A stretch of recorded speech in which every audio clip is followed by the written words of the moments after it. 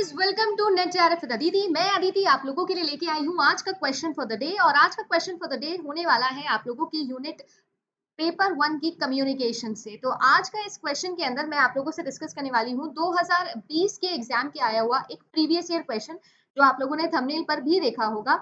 Match the column question है। आप लोगों को नाम दिए हुए थे मॉडल्स ऑफ कम्युनिकेशन के और उनके ऑथर्स के या इन्वेंटर्स के। आपको मैच करना है और बताना है कौन सा किससे मैच होता है। One of the most prominent type के क्वेश्चंस है मैच द कॉलम। और साथ ही साथ अगर कम्युनिकेशन टॉपिक की बात की जाए तो कम्युनिकेशन टॉपिक में तो आप लोगों का बहुत ज्यादा टाइप्स ऑफ कम्युनिकेशन और मॉडल्स ऑफ कम्युनिकेशन से क्वेश्चन बनता है। तो चलिए आज यही क्वेश्चन हम आप लोगों के सामने सॉल्व करने वाले हैं। तो क्वेश्चन आप लोग आराम से देख सकते हो। ऑब्वियसली इसकी तो कोई हिंदी भी रिक्वायर्ड नहीं है, तो आराम से समझ सकते हैं। ऑथर्स गिवन है आप लोगों को, ऑथर्स के नेम है ये आपके सामने, और एक कम्युनिकेशन कॉन्सेप्ट या फिर मॉडल आप बोल सकते हो किसने कौन सा दिया था। एरिस्टोटल है, शैनन एंड वीवर है, आपके पास में स्क्रैम्स का मॉडल है और बर्लो का मॉडल है। सबसे ज्यादा फेमस अगर बात की जाए तो बर्लो का मॉडल है जो सबसे ज्यादा फेमस है। और पूरा का पूरा क्वेश्चन इसी बर्लो मॉडल से भी आप लोग सॉल्व कर सकते हो। अगर आप लोगों ने कम्युनिकेशन का सी भी पढ़ा है तो आप लोगों ने बर्लो का नाम सुना होगा, क्योंकि इन्होंने दिया था ये यूनिवर्सल मॉडल जिसके बिहाफ पे हम पूरा कम्युनिकेशन समझते हैं। That is sender message channel recipient आपका मॉडल, दैट इज एसएमसीआर मॉडल। तो आप लोगों का बर्लो है जिन्होंने कौन सा मॉडल दिया था, एसएमसीआर मॉडल दिया था।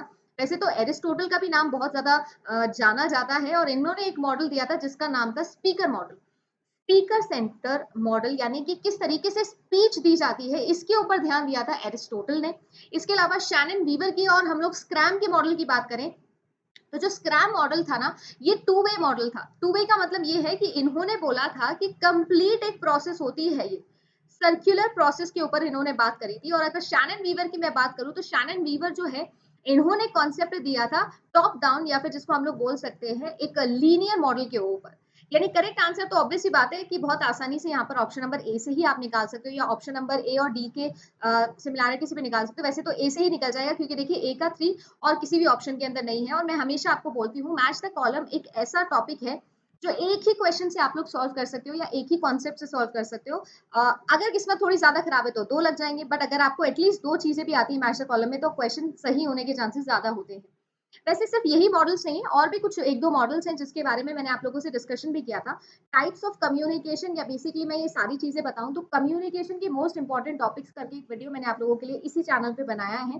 प्लेलिस्ट पे जाके देख सकते हो। 3 प्लेलिस्ट ऑलरेडी मैंने अपडेट करी हुई है, जिसमें मैंने आपको इंपॉर्टेंट टॉपिक्स, इंपॉर्टेंट क्वेश्चंस और साथ ही साथ इंपॉर्टेंट स्ट्रैटेजी, तीनों चीजें बताई हैं। तो वहां पर कम्युनिकेशन की वीडियो में आप लोग देख लीजिएगा। मैं यहाँ पर क्लास के साथ में भी इसको अटैच कर दूंगी डिस्क्रिप्शन में, तो आप लोग वहां पे भी जाके देख सकते हो। ये सारे मॉडल्स मैंने वहां पे डिस्कस किए थे। एरिस्टोटल का हो गया, बर्लो का हो गया, शैनन वीवर का हो गया, स्क्रैम हो गया। एक और मॉडल है जो है हेलिकल मॉडल, इसके बारे में भी आप लोग जान लीजिए क्योंकि ये भी आपके एग्जाम में आता है। तो जैसे मैंने बोला एरिस्टोटल मॉडल है जिन्होंने किस पे काम किया था, स्पीच के ऊपर काम किया था, स्पीकर के ऊपर इनका सेंट्रिक रहता है मॉडल। बर्लो का मॉडल था आप लोगों का एसएमसीआर मॉडल, जो कि सबसे फेमस, सबसे यूनिवर्सल मॉडल ऑफ कम्युनिकेशन भी इसे कहा जाता है। इसके बाद अगर मैं बात करूं तो शैनन वीवर मॉडल था, जिसको हम लोगों ने डिस्कस किया कि किस तरीके से कंप्लीट इन्होंने एक लीनियर वे बताया था कि मैसेज कैसे जाता है, कैसे आता है, ये सारी चीजें इन्होंने बताई थी। अगर मैं आप लोगों से पूछूं तो इसमें एक और क्वेश्चन आ सकता है कि क्या इसमें नॉइज होती है, तो बिल्कुल होती है। फीडबैक होता है कि नहीं होता है, ये आप लोग कमेंट सेक्शन में मुझे जरूर बताइएगा। इसके बाद आता है स्क्रैम का मॉडल, 1954 के अंदर आया था। Very very famous model, circular model, इसको आप लोग टू वे प्रोसेस भी बोल सकते हो। इसमें तो फीडबैक ऑब्वियसली 100% होगा, नहीं तो फीडबैक नहीं हुआ तो टू वे हो ही नहीं सकता है, क्योंकि सेंडर और रेसिपिएंट, जब आपका मैसेज ट्रैवल करता है तो ये सोर्स है, ये डेस्टिनेशन है। जब फीडबैक ट्रैवल करता है तो आप लोगों का ये सोर्स बन जाता है, ये डेस्टिनेशन बन जाता है, और फीडबैक बन जाता है आपका मैसेज। ऐसा क्वेश्चन भी आप लोगों के एग्जाम में आ चुका है, तो उम्मीद करती हूँ कि ये सारी चीजें आपको याद होगी। हेलिकल मॉडल के बारे में भी पढ़ लीजिएगा। इनको फ्रैंक डैंस ने प्रपोज किया था 1967 के अंदर, हेलिकल मॉडल, ठीक है ना, हेलिक्स इन माइंड के ऊपर ये बेस था। इसके अलावा एक और मॉडल है जिसका नाम आप याद रख सकते हैं, वेस्ली और मैकलीन मॉडल। ये जो मॉडल था, इन्होंने इस मॉडल के अंदर बात करी थी कि किस तरीके से एक्सटर्नल सराउंडिंग से आप लोगों का जो कम्युनिकेशन होता है वो रिफ्लेक्ट बैक होता है।